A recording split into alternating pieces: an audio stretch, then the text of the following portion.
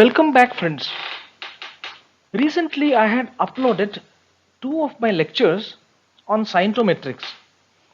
One was about the journal level metrics and another was about the author level metrics. After these two talks were uploaded on our Ayurveda Network website, I received too many feedbacks. More than feedbacks, I received too many questions. So I thought of creating one more video so that most of those questions are answered. So in this talk, I'll be giving some specific short answers to the most of the questions that I received. So these were the most commonly asked questions. How would I know my H index? How would I know my citation count? Is there any platform where I can see all these indices? Why are my Scopus and Web of Science citation count different? Why is my H index different on different platforms? Is there any tool that can calculate different indices for me? So these were the most commonly asked questions. So in this lecture, I'll be giving the answers to these questions along with some more details of different tools and platforms. So basically in this lecture, I'll be showing you the glimpses of how to use Google Scholar, Harzing's Publish or Perish, Scopus, Mendeley, Web of Science and Publons.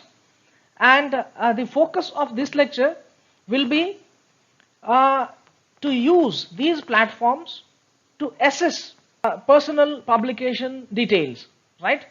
I'm not going to discuss about how to search this Scopus or how to search in the Web of Science. No, this is not what we are going to discuss. We are going to discuss how to use these platforms to evaluate and access the data related to our own publications.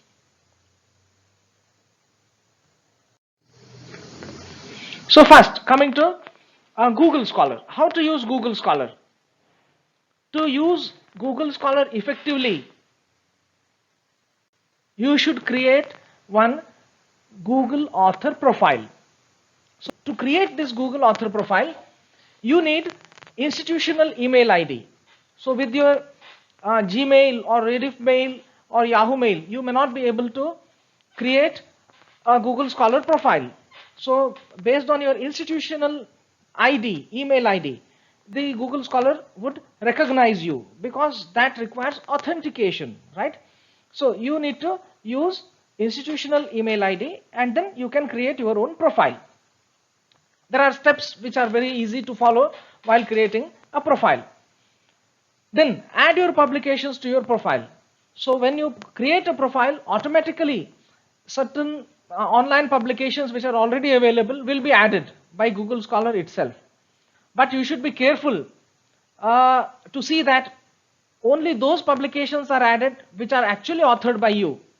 Just because your name is common and there are many people who are working in the same field with your own name, it doesn't mean that you can add those papers to your profile, because Google Scholar won't know who is who, right?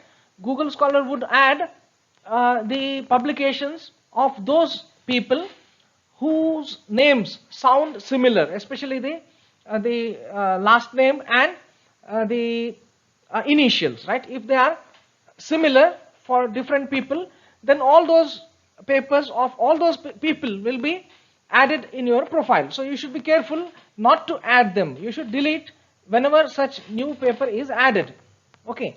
Then you can add your own offline publications or books manually. There is another option to add the entries manually. So you can add the publications or books that are not there online, right? So offline publications, right, in some chapter in book or something like that, that can be added manually. Of course, do not add others' papers. And when you complete your profile, your citation count, H index and ITN index, all will be displayed automatically. You need not do anything, right? Google Scholar will calculate all this for you. But only a problem with Google Scholar citations is that Google Scholar counts all those citations that come from all journals irrespective of their quality, right? Even all the predatory journals, right? Or bogus cloned journals and so on. So irrespective of the journals, whatever journal is there online, it will be included in Google Scholar counting. So Google Scholar citation is likely always to be maximum, right? The other features that are offered by Google Scholar are you can search the profiles using keywords or institutional name. Then when you search such profiles, these profiles are listed in a descending order based on the citation count. So the profile with maximum citation count will appear at the top in the list. When you create your profile, on the right hand side you will be able to view the timeline of citations year wise in the format of bar diagram.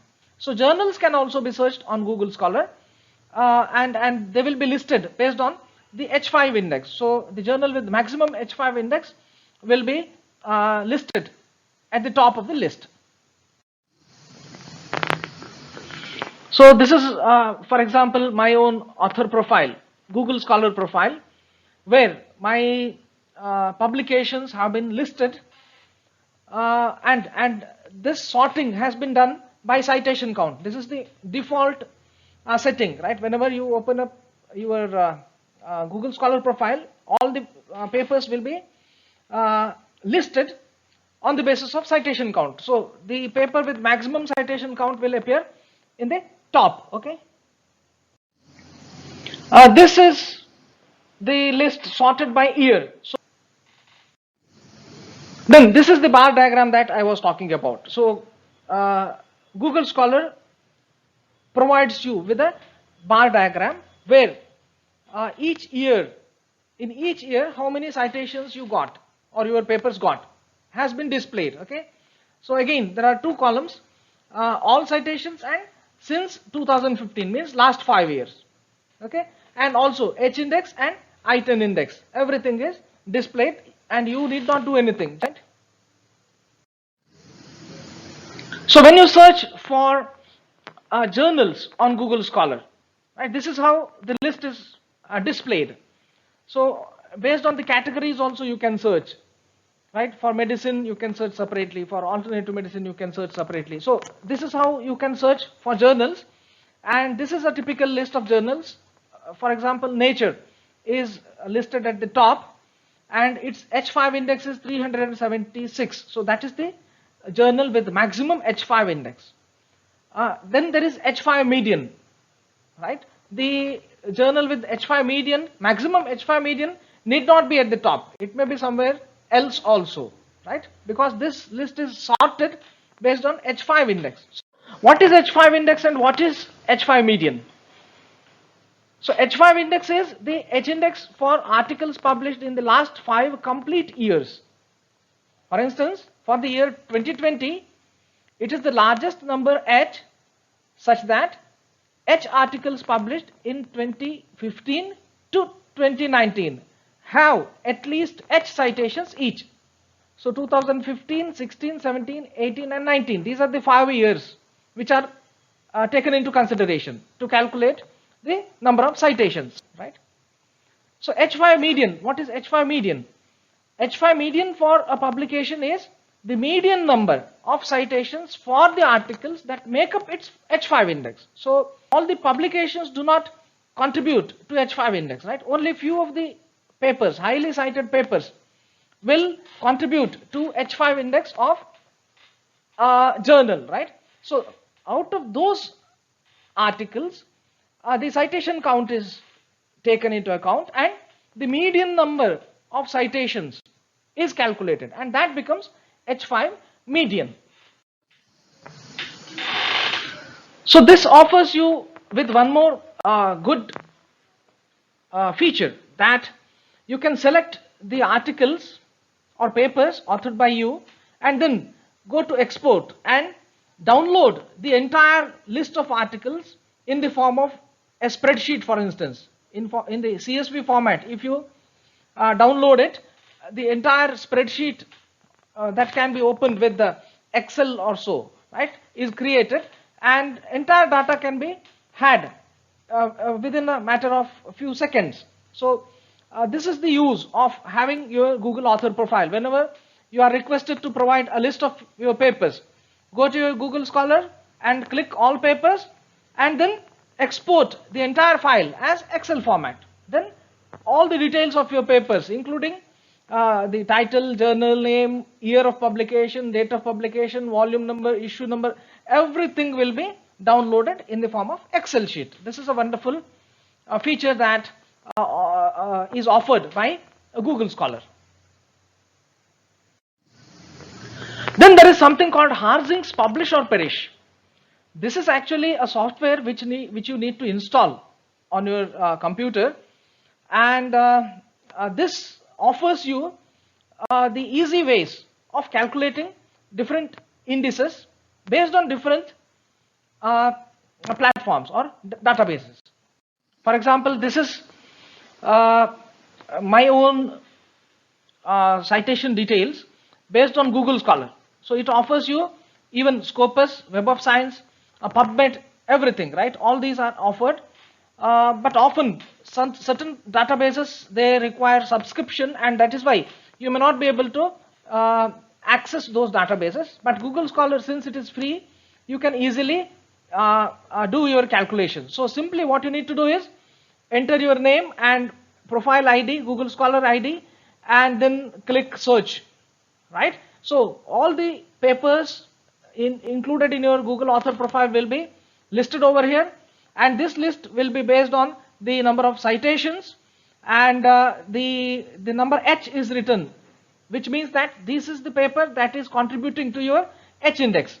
And also there are some other indices like cites per year, cites per paper, authors per paper, H index, G index. So all these indices are automatically calculated, and this becomes very easy for you to understand your standing in the field. Coming to Scopus.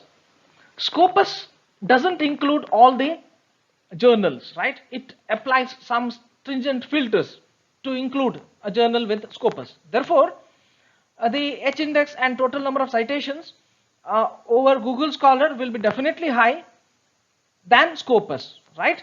In the Scopus, you will get obviously a lower H index and also the lower citation count, because it considers only those journals that are included in Scopus database. So how to use Scopus?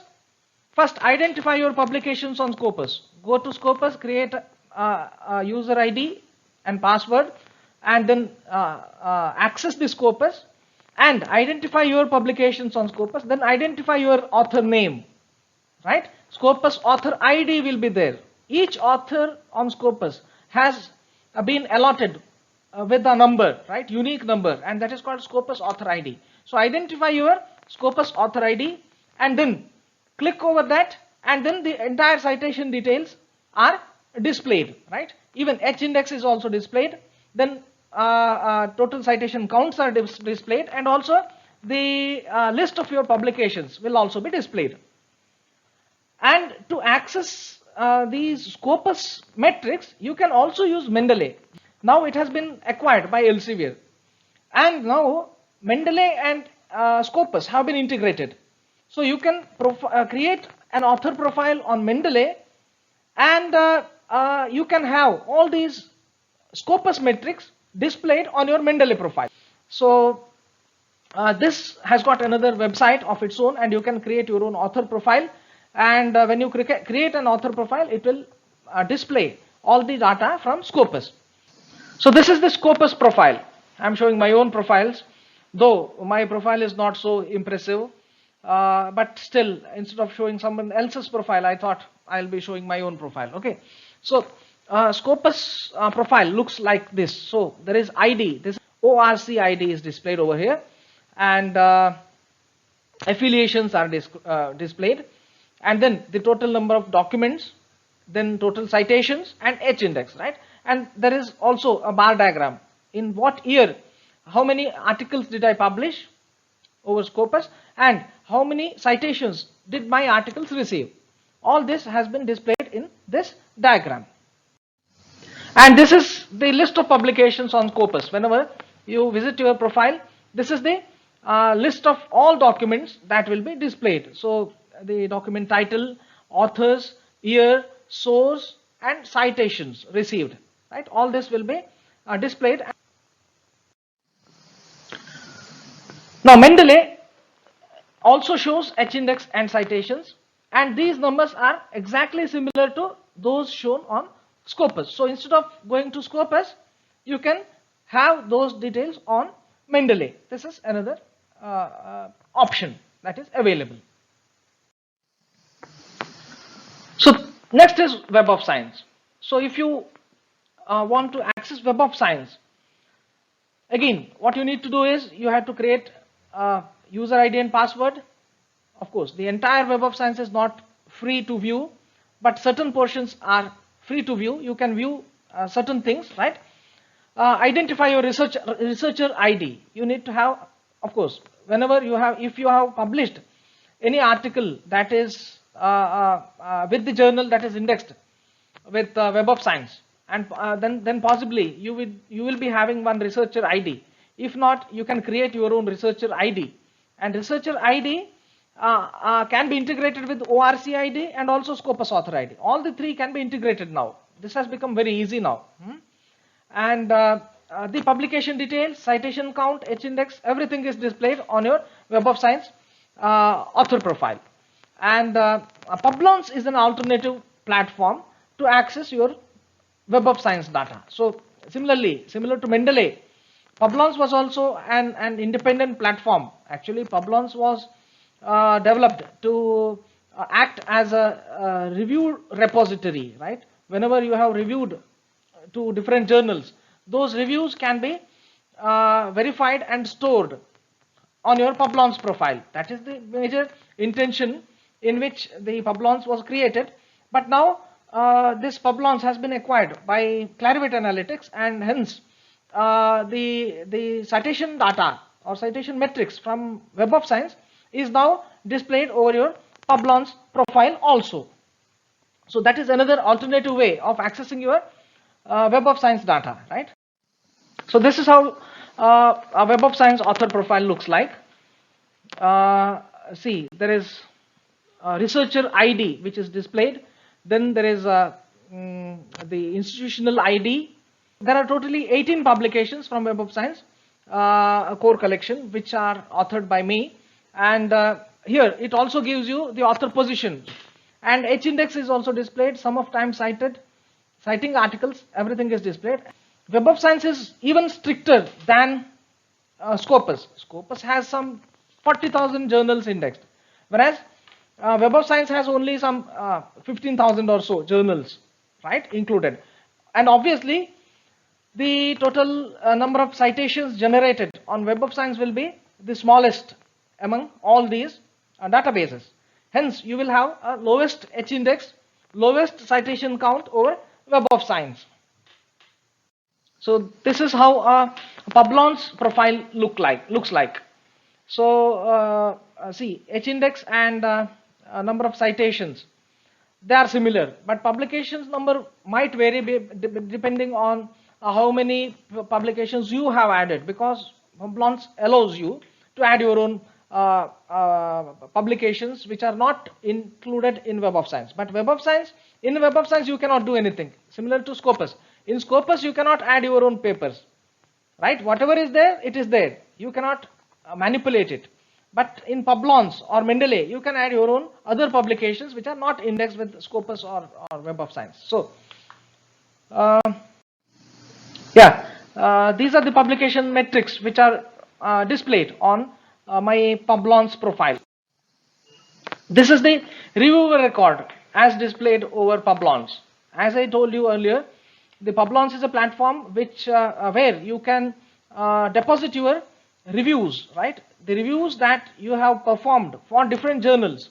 So all those reviews can be exported and can be saved, right? Especially the records, if not full reviews, but the records, and they can be verified. Again, verified reviews can be stored. So far, again, this is not an updated number, but roughly around 160 reviews I have performed so far since 2009, and the details of these reviews is available on my reviewer record on Publons. And in last 12 months I have performed 6 reviews. So all these details are found in my Publons profile. So with this I conclude this talk. Hope it was useful. Thank you.